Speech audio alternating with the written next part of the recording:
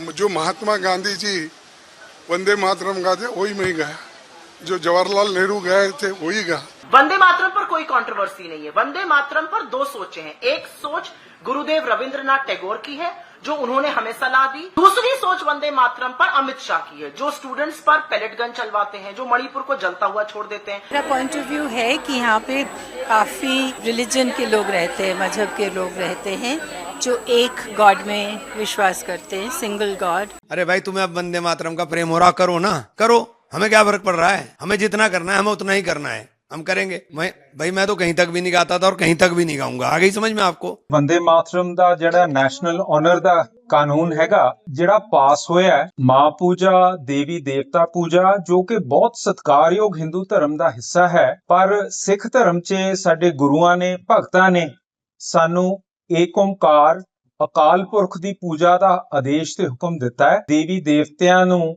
पूजना सानू मनाही कीती है साडे धर्म च। शहीदों की बात कर रहे हैं आरएसएस, मतलब इनकी हैसियत देखिए, इनकी हिम्मत देखिए। तुम मुझे अपना एक वाकया बता दो जब तुमने वंदे मातरम गाते हुए अंग्रेजों के खिलाफ तुमने कोई धरना लगाया हो, कोई मोर्चा लगाया हो, तुमने किसी स्कूल में गाया हो अंग्रेजों के खिलाफ, अंग्रेजों भारत छोड़ो। मुझे एक बार बता दो। मैं अपनी जो मैं कुछ रिसर्चर हूँ, मैं सब हूँ, मैं खामोश होकर बैठ जाऊंगा, मैं कुछ नहीं करूंगा। जो गाना अंग्रेजों के खिलाफ गाया जाता था, जिसको मुसलमान, हिंदू, सिख सब मिलकर गाते थे, फांसी पर चढ़ाए जाते थे, गोलियां खाते थे, उनके घर जला दिए जाते थे, तुमने अंग्रेजों की दलाली में इस गाने को कभी नहीं गाया। आज तुम वंदे मातरम के सबसे बड़े झंडा बरदार बन रहे हो। शर्म नहीं आती है? ये जनगण मन को दफन करने की बात कर रहा है बंदा, आरएसएस का बंदा। इस पर तो इन पर मुकदमे चलने चाहिए थे 49 के अंदर भी। ये तो कोई कह ही नहीं रहा है जनगण मन के बाद अगर वंदे मातरम नहीं गाएंगे तो अब क्या कह रहे हैं? इसका मतलब है कि अब आप हमको वंदे मातरम नहीं गाने देना चाहते। अरे तुमने तो कभी गाया नहीं, तुमको तो हम गाने भी नहीं देंगे। और वो ये कह रहे हैं कि ये कब्र जो है ये असल में जनगण मन की भी कब्र होगी। असल में मोदी ना इतिहास जानते हैं, ना आज को जानते हैं, और उनके जो डुप्लीकेट हैं, हमारे होम मिनिस्टर हैं, उनको भी कुछ नहीं जानते। मैं इसलिए कह रहा हूँ, बंकिम ने क्या किया, इसमें मुसलमानों को अलग कर दिया और इसको हिंदू बना मुसलमान कर दिया। अरबिंदो घोष ने इसका ट्रांसलेशन किया अंग्रेजी में और कहा कि ये बंगाल का नेशनल एंथम है। अच्छा, आप जानते हैं ना कि ये सारे बंगाली जो थे ये नेपाल को राष्ट्र मानते थे, और ये हिंदू राष्ट्रवाद जो है बंगाल से ही शुरू हुआ। यानी सीधा सीधा इसका इंडिया से कोई ताल्लुक ही नहीं है। आज जो कांग्रेस को गाली बक रहे हैं इस्लाम के तुष्टीकरण, उन्होंने उठाया इस सवाल को और कहा कि हम पार्टीशन नहीं होने देंगे। बहुत लोग मारे गए। ये उस पार्टीशन के खिलाफ आंदोलन का नारा बन गया वंदे मातरम। उसके बाद ये गाना हमारा पूरा फैल गया। मैं ये सारे अंग्रेजी गजेटियर्स इंग्लैंड सबसे जानकर उसके बाद बात कर रहा हूँ आपसे। ये बदकिस्मती से कांग्रेसी इसको जानते तो ये 2 दिन से जो बक रहा है प्रधानमंत्री और हमारा होम मिनिस्टर जो बोल रहे हैं, उनको कम से कम कुछ जवाब दे पाते। आज़ादी हुई, हमारी आज़ादी हुई। आरएसएस वाले क्या मांग कर रहे हैं? नेहरू और उसके जो करीबी दोस्त हैं वो समझते ही नहीं है कि वंदे मातरम के हमारी ज़बान पर आने पर क्या मतलब होता है, हमारे होठों पर आने का क्या मतलब होता है। कौन बता रहे हैं ये? जिन्होंने कभी वंदे मातरम गाया नहीं। पीछे के दरवाजे से राजेंद्र प्रसाद जी एक आदेश निकालते हैं, एक राष्ट्रगीत होगा, वो वंदे मातरम होगा, और राष्ट्रगान ही होगा। दुनिया में कहीं पर भी ऐसा नहीं है। राजेंद्र प्रसाद क्योंकि काफ़ी हिंदुत्ववादी स्टैंड लेते थे बहुत सारी बार, उन्होंने कई चीज़ें पीछे से घुसाई। वो साहब क्या बोलते हैं, शत्रु कहाँ है? कोई नहीं है। अंग्रेज़ एक मित्र शक्ति है, और वास्तव में किसी में भी अंग्रेज़ों से युद्ध विजयी होने की शक्ति नहीं है। ये नावल ख़त्म होता है कि अंग्रेज़ों को लाना, हिंदू राष्ट्र का बनाना है, और इस नावल को बोलते हैं कि ये जो है ये हिंदू राष्ट्रवाद का है। और यही मैं कह रहा हूँ, हिंदू राष्ट्रवाद अंग्रेज़ों की दलाली का राष्ट्रवाद है।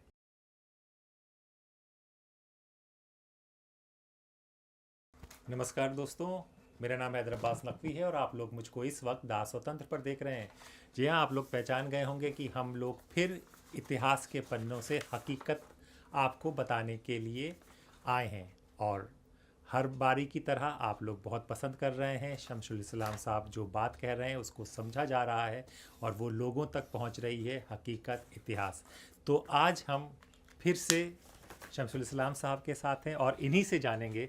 सर, बहुत बाकी की वीडियो में लोग बहुत रिएक्शन दे रहे हैं, बता रहे हैं, और इस तरह की बातें थी नहीं जो आपने पिछले 2 वीडियो में बताई हैं, तो ये शायद अब गायब होती जा रही हैं। लोगों को समझ में नहीं आ रहा इतिहास में क्या था क्या नहीं था।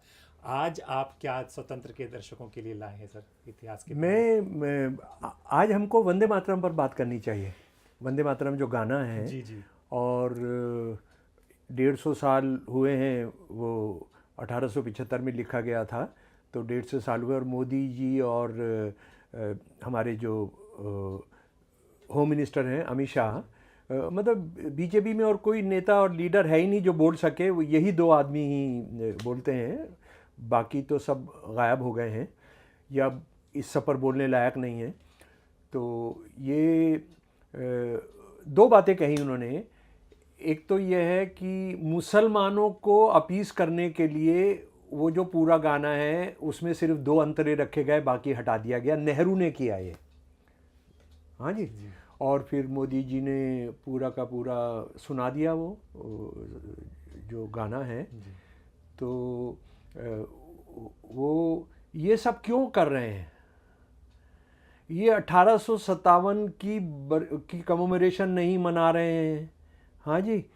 ये तिरंगे झंडे का कमेमोरेशन कब बना था वो नहीं मना रहे हैं।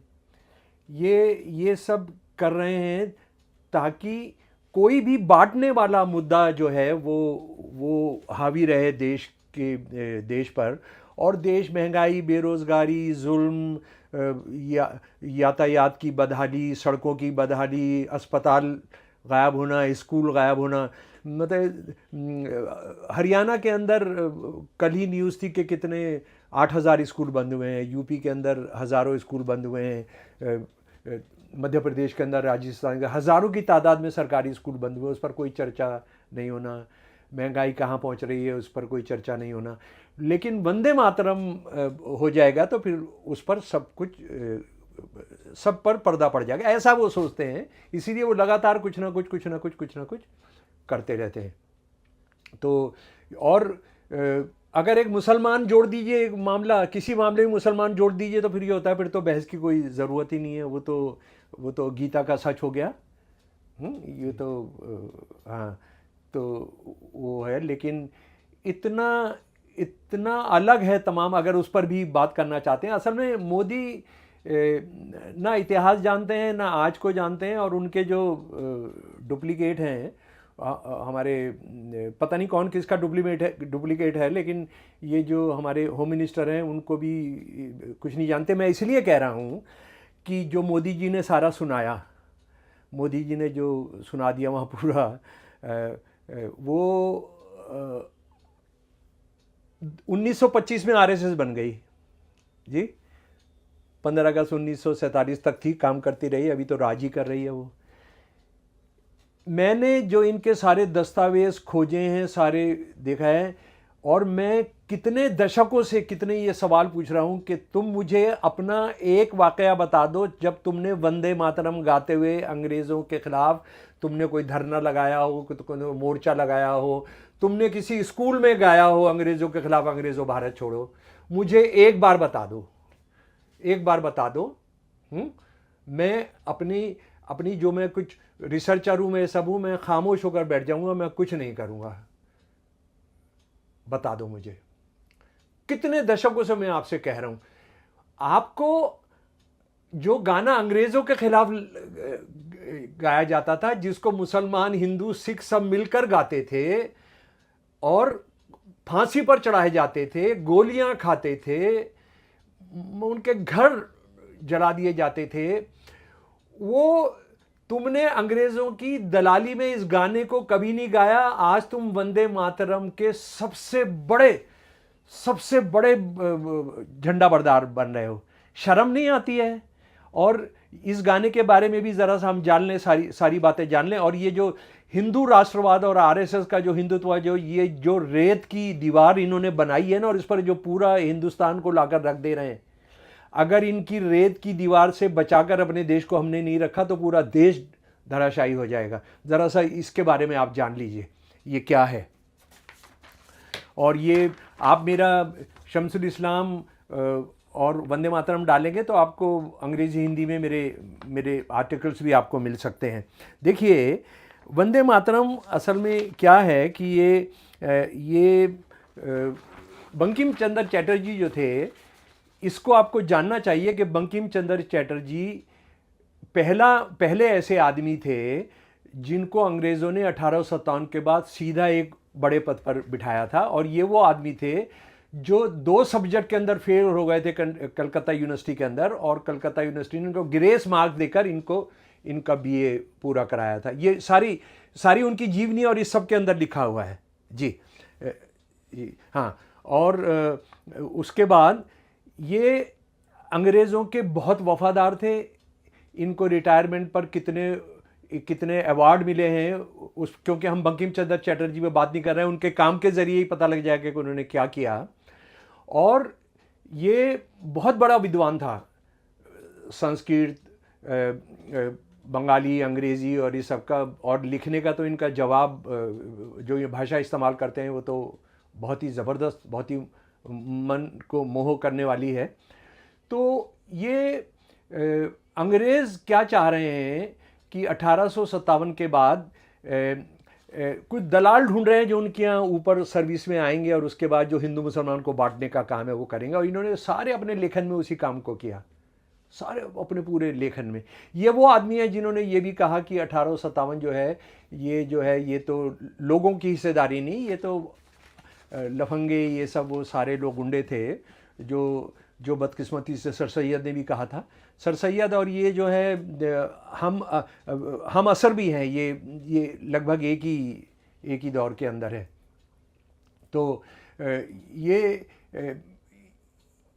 जो गीत है वो कवि भी थे और प्रोज राइटर भी थे। तो उन्होंने ये गीत जो लिखा, ये ट्रेन के अंदर सफ़र कर रहे थे, और ट्रेन के अंदर सफ़र उन्होंने देखा कि वो ये सरसों की फसल लहरा रही है ना, उस पर उन्होंने एक गीत लिख दिया 1875 के अंदर। और उस गीत की बात ये थी कि वो बिल्कुल इतना ख़राब था, एक तो आधा संस्कृत में था, आधा बंगाली में था। वैसे भी ये 2 भाषा के अंदर एक तुकबंदी सी थी, और ये खुद भी भूल गए। और जब इसको रविंद्रनाथ टैगोर जी ने इसकी धुन बना दी, तो उसके बाद भी इनके जो बहुत 2 पोएट नवीन चंद्र सेन थे, उन्होंने इनके दोस्त भी थे कि ये तुमने किया तो है, अच्छा भी है, लेकिन ये एक जो ये कहते हैं ना सड़क छाप किस्म का गाना लिख दिया तुमने। मैं अंग्रेजी बता रहा हूँ, spoiled by your potpourri of half Bengali and half Sanskrit. ठीक है, ये तुमने सड़क छाप किस्म का लिख दिया है। It reminds me of Govind अधिकारी जात्रा सॉन्ग्स। वो जात्रा जो होती है, वहाँ नाटक होता है ना, सारी रात होता है, उसको जात्रा कहते हैं, जैसे हमारे यहाँ नुक्कड़ नाटक। तो ये तो उसकी जात्रा जैसा कि उसमें ये गाया जाएगा, उस तरह का गाना लगता है। सच ये है कि उस वक्त जादू भट्ट जो एक बहुत रिनाउंड सिंगर थे, उन्होंने कहा कि उन्होंने इसकी अट्रैक्टिव धुन बना दी, लेकिन उसके बाद भी ये चला नहीं।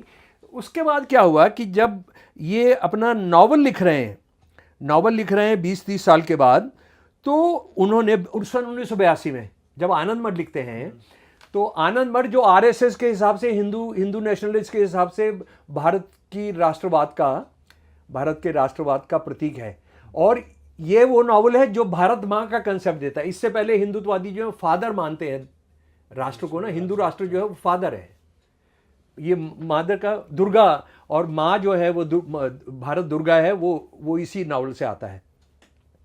ये नावल क्या है आनंद मठ कि इतिहास में कभी जो अंग्रेज़ों के राज आने से भी जो 200 साल पहले जो नवाबों का राज था, उसमें मुसलमान जो जुल्म करते थे उसके खिलाफ लड़ाई का संतान सेना है, बच्चे, चिल्ड्रन सेना है।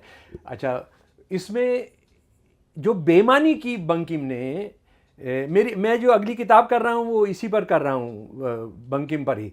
तो जो बेईमानी की कि जो संतान का जो विद्रोह था ना, इसमें मुसलमान मौलवी, मुसलमान फ़कीर, ये फ़कीर और संतान विद्रोह था। साथ साथ मिलकर वो नवाब से लड़ते थे। और अंग्रेज़ उस वक्त क्योंकि नवाबों के ऊपर बैठ चुके थे, तो लड़ाई तो नवाब के राज में होती थी, लेकिन अंग्रेज़ों से लड़ाई होती थी। तो ये था फ़कीर और संतान विद्रोह, इसका नाम है। सारा इतिहास में जो आप जाएंगे, आप जाइए संतान और फ़कीर विद्रोह। और ये सारे के सारे कहाँ से गए हुए थे? ये राजस्थान से मुसलमान, हरियाणा से मुसलमान, और ये सफ़र में रहते थे, और उसके बाद अयोध्या वगैरह से ये सारा लोग रहते थे। और इनका काम क्या था? ये कहीं भी बैठ जाते थे, मतलब मान लीजिए एक जगह इन्होंने डेरा कर दिया, तो साथ ही डेरा कर दिया, तो उसके बाद यहाँ 2 साल लेंगे, उसके बाद ये सूदखोरी करते थे, ये सूदखोरी करते थे, पैसा देते थे, उनके आपस के जो झगड़े होते थे उसको सुधार देते थे। और ये जो संतान है ये तो पूरे नंगे रहते थे, उस तरह का जो एक गोसाई, मैं अगर सही कह रहा हूँ तो वो जो है वो एक परंपरा है साधुओं की, उस तरह से। तो ये बंकिम ने क्या किया, इसमें मुसलमानों को अलग कर दिया और इसको हिंदू बनाम मुसलमान कर दिया। ठीक है। अच्छा, और मजे की बात यह है 200 साल पहले मुसलमानों का राज खत्म हो चुका, उस पर अब नावल लिख रहा है ये। अब तो सीधा अंग्रेजों का राज है, और इस नावल में बाद में बड़ा मजेदार आएगा, वो किस्सा आएगा। तो ये उन्होंने जो लिखा उसको अपने नावल में शामिल किया। नावल में शामिल होने के बाद इस गीत पर बातचीत शुरू हुई। और लेकिन मजे की बात यह है, ये किताब है बंकिम चंद्र चटर्जी पर, साहित्य अकेडमी की छापी हुई। इससे बड़ा कोई कलेक्शन बंकिम पर नहीं है उनको जानने के लिए, है। इसमें साफ लिखा है कि अरबिंदो घोष ने इसका ट्रांसलेशन किया अंग्रेजी में और कहा कि ये बंगाल का नेशनल एंथम है। ये कहाँ का नेशनल एंथम है? क्यों कहा? क्योंकि इसमें पूरे इंडिया का इस गाने से कोई मतलब ही नहीं है। देखिए इसमें क्या क्या है। इसमें 7 करोड़ लोगों की, के 7 करोड़ आवाज, 7 करोड़ हाथ तलवार उठाकर चलेंगे, लहलाते हुए खेत हैं, नदियां बह रही हैं, चिड़ियाँ जो हैं वो भारत माँ और उसकी स्तुति कर रही हैं। तो अगर इसको कोई राजस्थान में गाए तो वो तो पागल हो जाएगा। उधर लद्दाख में अगर इसको गाएंगे तो ये तो भारत को रिप्रेजेंट नहीं करता। इसीलिए ये इन्होंने, अरबिंदो ने कहा कि ये नेपाल का राष्ट्रगीत है। अच्छा, आप जानते हैं ना कि ये सारे बंगाली जो थे ये नेपाल को राष्ट्र मानते थे जी। हम बंगाली हैं, आप हिंदी हो, आप हिंदुस्तानी हो, ये सारा आज भी बातचीत में, हम तो बंगाली हैं, तुम हिंदुस्तानी हो। बंगाल जी। और ये हिंदू राष्ट्रवाद जो है बंगाल से ही शुरू हुआ, महाराष्ट्र में तो बाद में आता है जी। इसको समझ लें हम लोग। तो उन्होंने रखा और उसके बाद 7 करोड़ लोग, 70 मिलियन लोगों की बात की है इसमें। 70 मिलियन उस वक्त आबादी है बंगाल की, और बंगाल में उस वक्त उड़ीसा और बिहार भी शामिल है, हाँ? यानी सीधा सीधा इसका इंडिया से कोई ताल्लुक ही नहीं है। लेकिन हुआ क्या कि उसी बीच में बंगाल का पार्टीशन हो गया 1905 में ये सब, और उस पार्टीशन के खिलाफ वो हिंदू मुसलमान को बांटने की एक कोशिश थी। तो उसमें कांग्रेस ने बड़ा बढ़ चढ़ कर हिस्सा लिया। हालांकि वो कम्युनल भी बन गया, हिंदू वर्सेस मुसलमान बन गया। मुसलमान सारे मज़ारे थे, सारे के सारे भूमिहीन किसान थे, सारे जोतदार हिंदू थे। तो मुसलमानों को थोड़ा संतुष्ट करने के लिए अंग्रेज़ों ने ये किया कि उसको पार्टीशन कराया, और पार्टीशन ऐसे किया कि जो जिसमें मुसलमानों को थोड़ा सा फ़ायदा हो जाए। तो लेकिन वो हिंदू मुसलमान, कांग्रेस ने उस लड़ाई को उठाया। हैदर साहब आज जो कांग्रेस को गाली बक रहे हैं इस्लाम के तुष्टीकरण, उन्होंने उठाया इस सवाल को और कहा कि हम पार्टीशन नहीं होने देंगे। बहुत लोग मारे गए। ये उस पार्टीशन के खिलाफ आंदोलन का नारा बन गया, वंदे मातरम। गीत कोई नहीं जानता है। और क्या है, भारत माँ तुझे सलाम। आरएसएस वाले इसको आज भी मैं पढ़ रहा हूँ, जो इनका भगवत है, कहाँ कल परसों कोई भाषण किया है, बेंगलोर में पहुँचा है वो 2-3 दिन के लिए, भारत माँ हम तुझे पूछते हैं। तो इसका उस तरह से पूजने की बात नहीं। वंदे मातरम, माँ तुझे सलाम, मादरे वतन तुझे सलाम। तो ये सारी हिंदुस्तान में कैसे फैला कि किसानों की सभा हो रही है बारीसाल में, और वहाँ बड़े पेजेंट किसान लीडर हैं अब्दुल रसूल, जो बाद में सीपीएम में रहे और बहुत किसानों को संगठित किया बंगाल में, हमारे बंगाल में। तो ये मंच पर ये गाना गा रहे थे, वंदे मातरम में नारा लगा दिया, इनकी बहुत पिटाई की गई, ये लगभग मार दिए गए। उसके बाद ये गाना हमारा पूरा फैल गया। और बंगाल में फिर ये हुआ कि जो जुलूस निकलता था हिंदू मुसलमान टुगेदर, वंदे मातरम नारा लगता था और अल्लाह अकबर लगता था। हिंदू भी नारा लगाते थे अल्लाह अकबर, और हिंदू मुसलमान मिलकर नारा लगाते थे वंदे मातरम। अंग्रेजों ने इसको बैन कर दिया।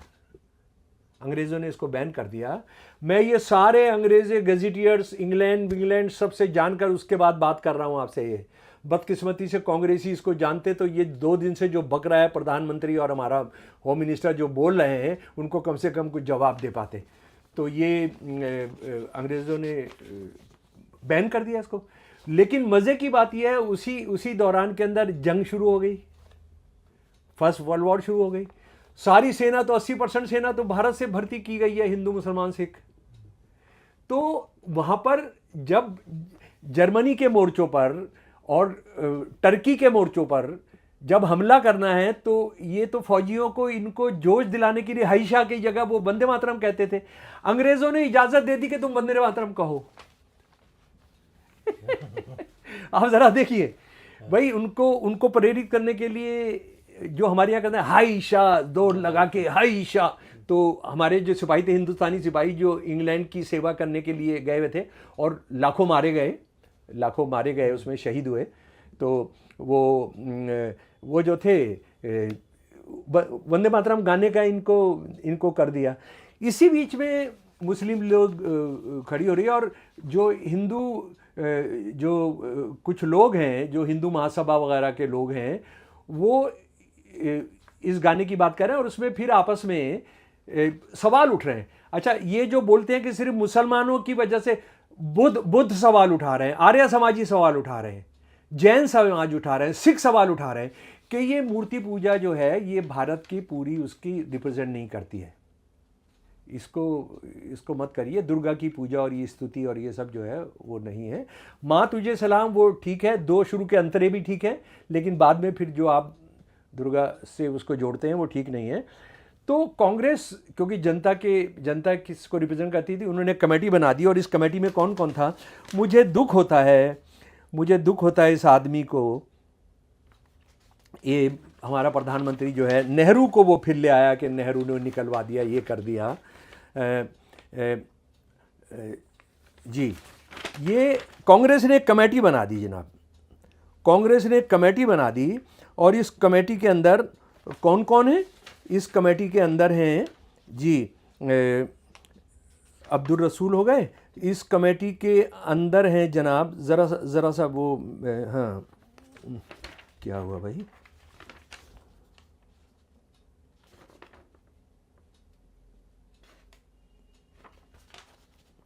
दो तीन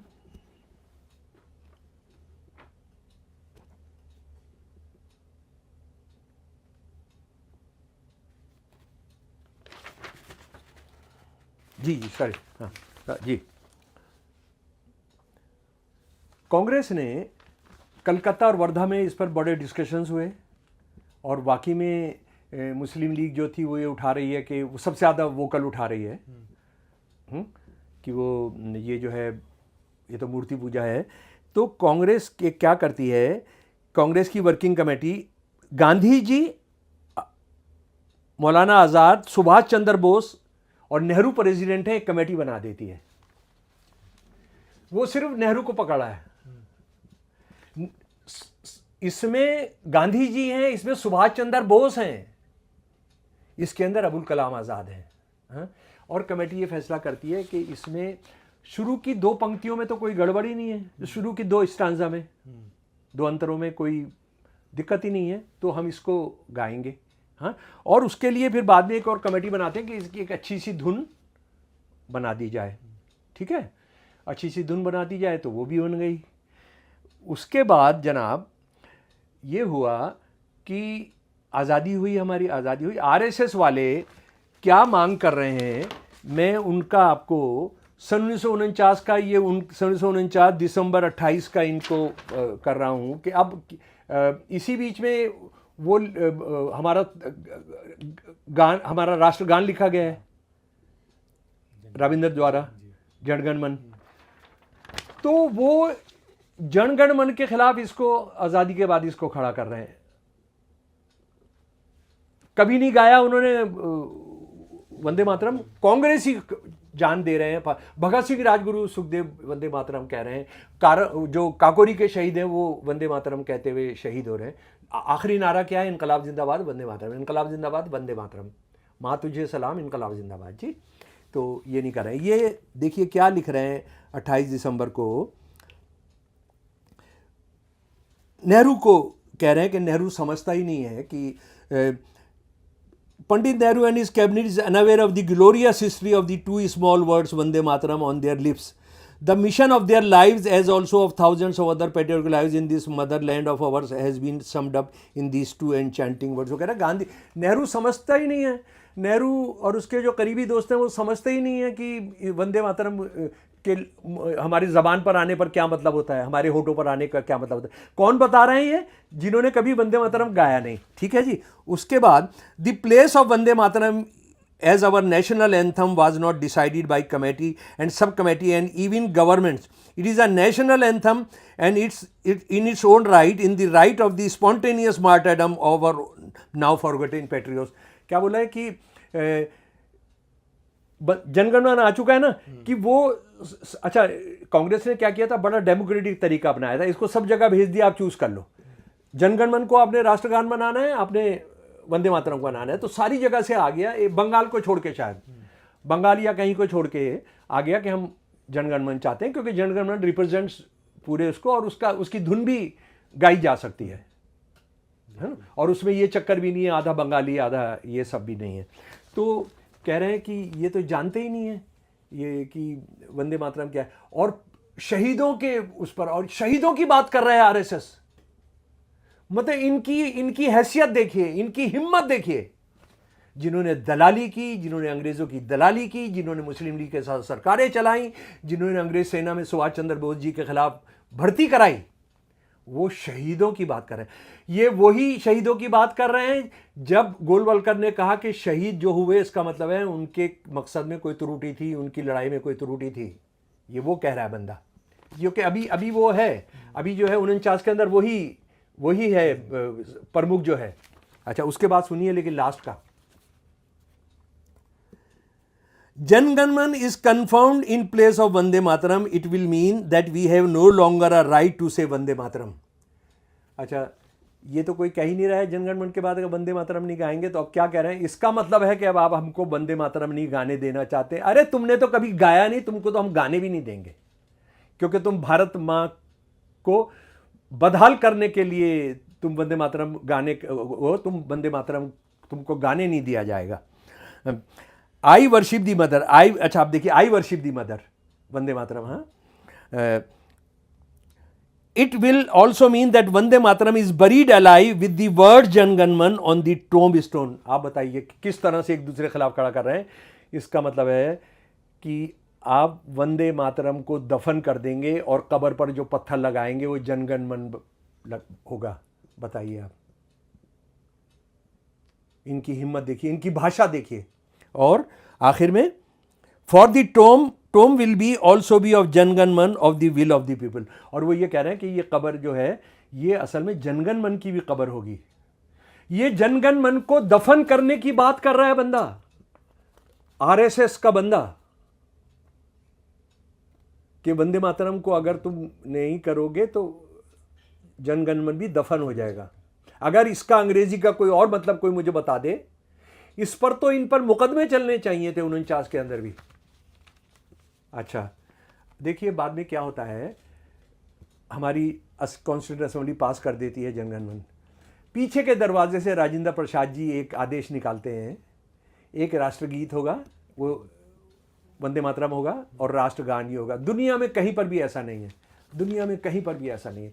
और राजेंद्र प्रसाद क्योंकि काफ़ी हिंदुत्ववादी स्टैंड लेते थे, बहुत सारी बार उन्होंने कई चीज़ें पीछे से घुसाई, बहुत सारी चीज़ें पीछे से घुसाई, तो वो ये हो गया।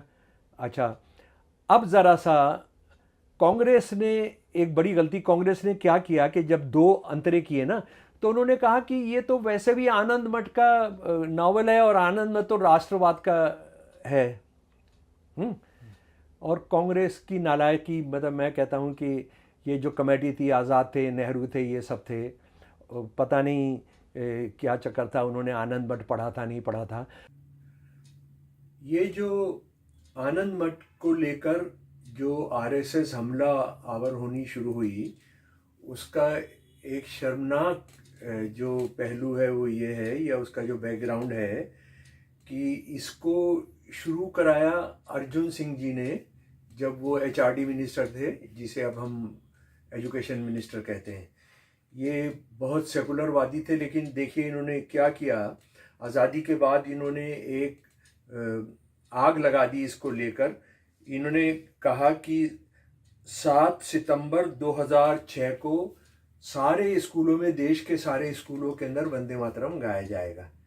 हालांकि बात ये था कि इनका वंदे मातरम से मतलब यही था कि वो शुरू के 2 स्टैंजा गाए जाएंगे, पर इसने मौका दिया RSS को फिर एक बार एक ऐसा मुद्दा पकड़ लेने का जिसको उन्होंने पीछे रखा हुआ था। यानी वो उस पर बहुत एक्टिव नहीं थे। ये सच है कि वो जाके वंदे मातरम गाना है, अगर इस देश में रहना वो करते थे, लेकिन अर्जुन सिंह थे कांग्रेस के मंत्री, सेकुलर मंत्री, जिन्होंने इस आग को भड़काया। वंदे मातरम को लेकर जो ये कहा जाता है कि जैसे सारे हिंदू इसके पक्ष में थे, ये सच नहीं है। कांग्रेस वर्किंग कमेटी ने जो फैसला लिया था 2 स्टैंजा गाए जाएंगे, लेकिन उसके बाद भी जो हिंदू राष्ट्रवादी थे, जो सारे ऊंची जाति के थे बंगाल में, वो इसको पूरा गाने लगे। इस पर बहुत दुखी होकर रविंद्रनाथ टैगोर ने, जिनको जिम्मेदारी दी गई थी कांग्रेस वर्किंग कमेटी की तरफ से कि वो इसको कैसे इसकी धुन बनाई जाए, नई कैसे इसको पॉपुलर किया जाए, उसकी जिम्मेदारी दी थी। उन्होंने सुभाष चंद्र बोस जी को सन 1937 में जो खत लिखा वो सुन लीजिए। पहले 2 छंद मातृभूमि की सुंदरता के अप्रतिम आह्वान के साथ शुरू हुए। बाद के छंदों में मातृभूमि की तुलना हिंदू देवी दुर्गा से की गई, इसलिए कांग्रेस ने केवल पहले 2 छंदों को ही राष्ट्रीय गीत के रूप में अपनाने का निर्णय लिया। वंदे मातरम का मूल देवी दुर्गा का भजन है, ये इतना स्पष्ट है कि इस पर कोई बहस नहीं हो सकती। बेशक बंकिम चंद्र अंततः दुर्गा को बंगाल के साथ अविभाज्य रूप से एकाकार देखते हैं, लेकिन किसी भी मुसलमान से ये उम्मीद करना कि वो दुर्गा, ये 10 हाथों वाली दुर्गा की पूजा करेंगे, ये बहुत नाजायज है। और उसके बाद टैगोर जो है ये कहते हैं कि दुर्गा पूजा के अंदर आपने इस गाने को, जो है उस जमाने में जो दुर्गा पूजा हो रही थी, कि आपने इस गाने को पूरे गाने को स्तुति के तौर पर आप इस्तेमाल कर रहे हैं दुर्गा की, तो ये आप अच्छा नहीं कर रहे हैं। और उससे आप ये मुसलमानों से उम्मीद करते हैं कि वो इसको गाएंगे, तो सच्ची बात यह है कि ये आत्मघाती होगा और ये हिंदुओं का जो अनुचित होगा और ये आत्मघाती होगा। और ये क्या होगा, यानी उसको हम दूसरे शब्दों में कह सकते हैं कि उनके कट्टरवाद होगा हिंदुओं का, ये टैगोर कह रहे हैं। आनंद मठ में जो अंग्रेज़ों की दलाली है, जो अंग्रेज़ों के आने से हिंदू राज हो गया, ये बंकिम चंद्र साहब का ये अचानक नहीं हो गया, कोई अलग थलग से नहीं वाकया है कि उन्होंने ये नावल जो लिखा उसमें ऐसा है। सच ये है कि ये जो इनकी शुरुआत ही सरकारी नौकरी में एक अंग्रेज़ों के एक दलाल के तौर पर हुई थी। उसका उसके सबूत में मैं आपको बताना चाहता हूँ। ये मेरे पास है कलकत्ता यूनिवर्सिटी सिंडिकेट के, यानी उसकी जो गवर्निंग बॉडी थी, उसके 24 अप्रैल 1858 के रिकॉर्ड्स। उसमें ये कहा गया है कि 11 लोग बीए में, 13 कैंडिडेट्स बीए में बैठे थे, उसमें से 3 एब्सेंट रहे और सब फेल हो गए, लेकिन 2 लोगों को, बंकिम चंद्र चटर्जी को और जदुनाथ बोस को ग्रेस मार्क्स देकर हमने पास कर दिया बीए में। और यहाँ ये नहीं भूलें कि ये बंकिम चंद्र चटर्जी वो है जिनको पहला इंडियन है जो 1857 की हमारी जंग में हार के बाद जिनको सरकार एक बड़ी आईएएस के बराबर की नौकरी में बंगाल के अंदर तैनात करती है। तो ये अंग्रेजी हुकूमत ने, अंग्रेजी शासकों ने, गोरे शासकों ने इनको गुरूम किया उसके लिए। और इनकी जो पोस्टिंग्स रहीं, वो पोस्टिंग्स भी उन जगह पर रहीं जो इनकी तमाम रिकॉर्ड्स हैं इनकी नौकरी के, कि वो जहाँ पर क्रांतिकारी जिनको अंग्रेजी आतंकवादी कहते थे वो जहाँ जहाँ सक्रिय थे वहाँ पर इनकी पोस्टिंग की जाती थी, और इनके रिकॉर्ड में यह है कि उन्होंने बहुत बहुत कामयाबी से उस सबको दबा दिया। अच्छा, एक चीज़ और जो बहुत ज़रूरी है जानने की कि ये 33 साल इन्होंने नौकरी की, और हमको बताया जाता है ये तो बड़े देशभक्त थे, ये तो नेशनलिस्ट थे, इन्होंने हिंदू राष्ट्र की कल्पना दे दी, और ये आनंद मठ जो है वो तो भारतीय राष्ट्रवाद का बहुत बड़ा नावल है, दस्तावेज है। लेकिन ये भी समझ लीजिए कि जब ये रिटायर हुए तो इन्होंने, अंग्रेजों ने इनको CIE, companion of the order of the Indian empire, ये अंग्रेज इंग्लैंड के बाहर जो अपने दलालों को सबसे बड़ा खिताब देते थे, ये वो खिताब है जो 1817 में गद्दारी करने वाले सारे नवाबों और राजाओं को भी उन्होंने दिया। RSS ने जिस तरह से वंदे मातरम को मुद्दा बनाया है, और अभी उसके 150 साल होने पर फिर एक बार ये कहा है कि मुसलमानों के तुष्टीकरण की वजह से इसमें से वो 4 स्टैंजाज, 4 अंतरे हटाए गए, जो बिल्कुल झूठ है। उसकी बहुत सारी वजूहत थी, वो सिर्फ मुसलमानों की वजह से नहीं किया गया था। बात यह है कि जिस तरह से कुछ मुसलमान लीडरान, सियासी और मजहबी जो हैं, उन्होंने जिस तरह से रिएक्शन दिया है वो RSS के हाथों में खेलने के बराबर है। यानी RSS ये बताना चाहती है कि देश को प्यार करने वाला सबसे बेहतरीन जो गीत है वो मुसलमान नहीं गा रहे हैं, इसलिए मुसलमान जो है देशद्रोही हैं, और मुसलमान तो हमेशा गद्दार रहे हैं। सच यह है कि ये गाना जिस नावल के अंदर है, और ये सवाल मुसलमान जो ये लीडरान जो सवाल कर रहे हैं, जो ऑब्जेक्शन कर रहे हैं, उनको ये बताना चाहिए कि ये जो जिस नावल से ये गीत आया वो गीत राष्ट्र विरोधी है, वो भारत विरोधी है, इंडियन नेशनलिज्म विरोधी है। क्योंकि उसके लास्ट के आप 4 पेज, जो चैप्टर 8 है आखिरी जो है, उसका आप पढ़कर सुनाइए। और इन मुसलमानों ने ये इनवाइट करना चाहिए जो दूसरे मजहबी अक़लियतें हैं, सिख हैं, जैन हैं, बौद्ध हैं, कि देखिए RSS वाले किस तरह से एक राष्ट्र विरोधी नावल में लिखे हुए गीत को जो है राष्ट्रगीत बनाना चाहते हैं। उससे ज़्यादा शर्म की बात क्या हो सकती है। ये RSS को नंगा करने का, उनको देश के सामने ही बताने का कि वो किस तरह से आनंद मठ को पूछते हैं, जो ये कह रहा है कि अंग्रेज़ों का राज होना जो है वही सनातन धर्म का राज है, इसलिए अब अंग्रेज़ों से लड़ने की कोई ज़रूरत नहीं। ये देश को बताएं हम लोग मिलकर। मैंने इस वक्त इंडिया में आनंद मठ के जितने भी वर्जन हैं वो सारे जमा किए हैं, उर्दू, हिंदी, अंग्रेज़ी के। आप ताज्जुब करेंगे कि मेरे पास उर्दू का भी आनंद मठ है। उर्दू का भी आनंद मठ है मेरे पास, ये रहा है। मैं ऐसे ही फजूल की बात नहीं करता हूँ। आनंद मठ है मेरे पास उर्दू का है। मेरे पास हिंदी के 10 वर्जन हैं आनंद मठ के जी, और मेरे पास वो सबसे बड़ा, सबसे इम्पोर्टेंट आनंद मठ है जो लोगों को नहीं पता है। वो है सन 1906 में सबसे पहला जो अनुवाद किया गया था दी एबे ऑब्लिस से। ये अंग्रेजी का पहला अनुवाद है जो नरेश चंद्र गुप्ता ने किया था। ये अगर आपने नहीं पढ़ा तो आज आप हिंदुत्व को समझ सकते हैं। और बदकिस्मती से जो अपने आप को बड़े RSS से लड़ने वाले कहते हैं, वो उनको जाहिलों ने, उन्होंने किसी ने नहीं देखा है। इससे मैं कुछ बातें बताता हूँ। ये नावल क्या है।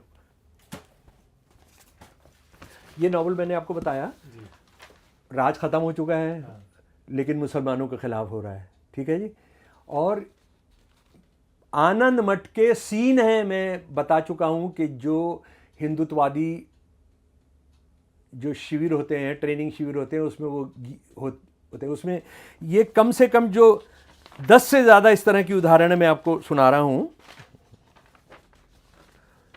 गांव के लोग मुसलमानों को देखते ही उन्हें मारने के लिए दौड़ पड़े। रात में कुछ लोग समूहों में संगठित हुए और मुसलमानों की बस्तियों में जाकर उनके घरों में आग लगा दी और उनकी सारी संपत्ति लूट ली। बहुत से मुसलमान मारे गए, बहुतों ने दाढ़ी मुड़वा ली, शरीर पर मिट्टी मल ली और हरि नाम जपने लगे। पूछने पर उन्होंने कहा हम हिंदू हैं। आप समझ लीजिए कैसे मुसलमानों को पकड़ पकड़ करके तुम ये बोलो, जय श्री राम बोलो। देखिए आप, यहां से आ रहा है, वो यहां से आ रहा है। भयभीत मुसलमान समूह बनाकर कस्बे की ओर दौड़े। मुसलमान बोले, अल्लाह अल्लाह, क्या इतने दिनों में कुरान शरीफ पूरी तरह से झूठा साबित हो गया?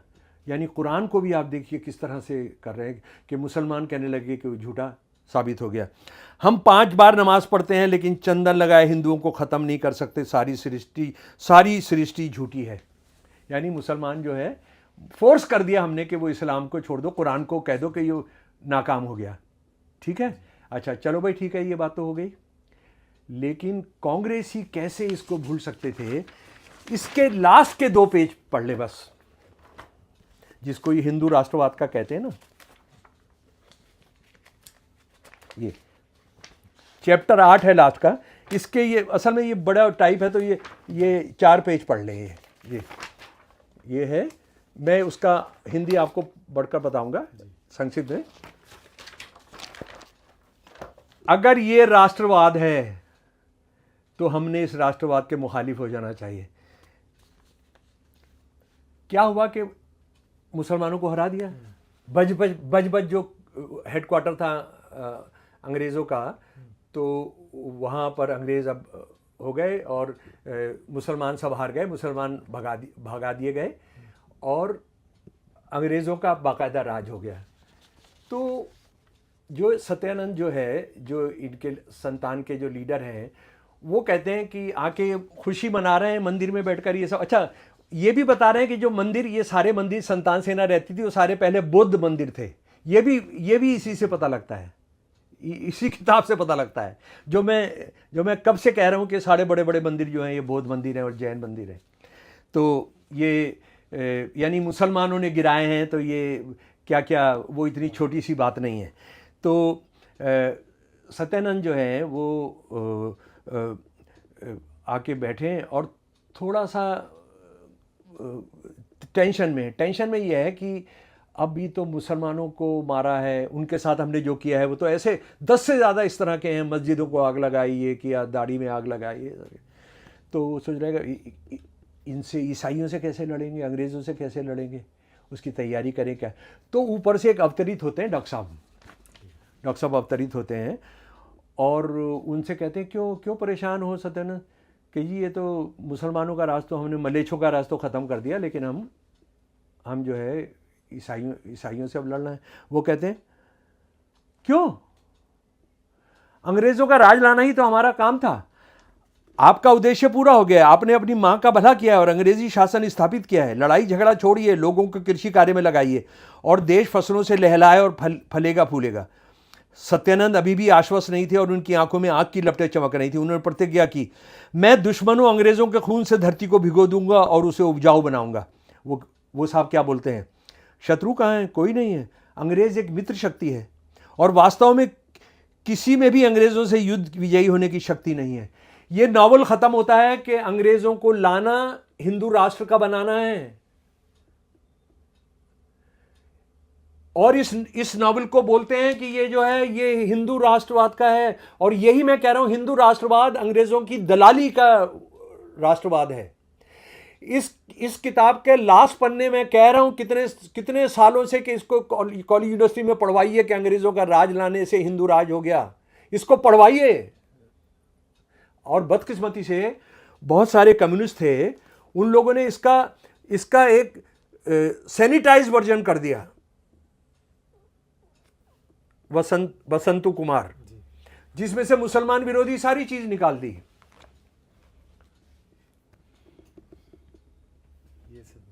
हाँ, तो यानी मैं कह रहा हूं हमारे लोग जो है, जो बड़े बड़े ये सारे लोग बैठे हैं, ये चप्पे चप्पे पर पहुंच जाए ना, हर शहर में एक जगह कर ले कि शाम को हम आपको दस्तावेज पढ़कर सुनाएंगे। मैं भी आ जाऊंगा ये पढ़ने के लिए, ये सुनाने के लिए। आनंद मठ एंटी मुसलमान छोड़िए, चलो तुम मुसलमान के साथ जो किया जो कर रहे हो ठीक है, तुम किसके लिए कर रहे हो, अंग्रेजों को राज कराने के लिए कर रहे हो ना तुम। बंकिम कह रहा है ये, सुन लीजिए मेरे साथी, हमने मुसलमानों को हटाया अंग्रेजों का राज लाने के लिए। और उसकी इतनी लंबी व्याख्या है कि हम जो 34 करोड़ लोग, हमारी बेवकूफ़ी है कि जो हमारा ये मलेच्छपन है कि जो हम 34 करोड़ भगवानों को पूछते हैं।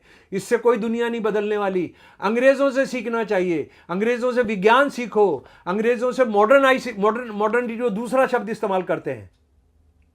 ये जो कहते हैं ना मॉडर्निटी, हम जो है वेस्ट मॉडर्निटी के खिलाफ हैं, उनके दादाजी, उनके बाप जो हैं वो कह रहे हैं कि वो वो अंग्रेजों से सीखना है। लंबा वक्तव्य है, पढ़िएगा मेरे प्यारे दोस्तों और बताइएगा अपने कमेंट्स में आपने पढ़ा नहीं पढ़ा। नहीं तो मैं हैदर भाई से कहूंगा, हैदर जी से कहूंगा कि वो इसको डालेंगे, इसके पेजों को डालेंगे। चलिए देखिए, इतिहास में सच्चाई छुपी होती है और यही सच्चाई बताना स्वतंत्र का उद्देश्य है। इसी तरह के इतिहास को हम बराबर लाते रहेंगे। हमें इजाज़त दीजिए, फिर होगी मुलाकात ऐसे ही किसी विचार के साथ। तब तक के लिए नमस्कार।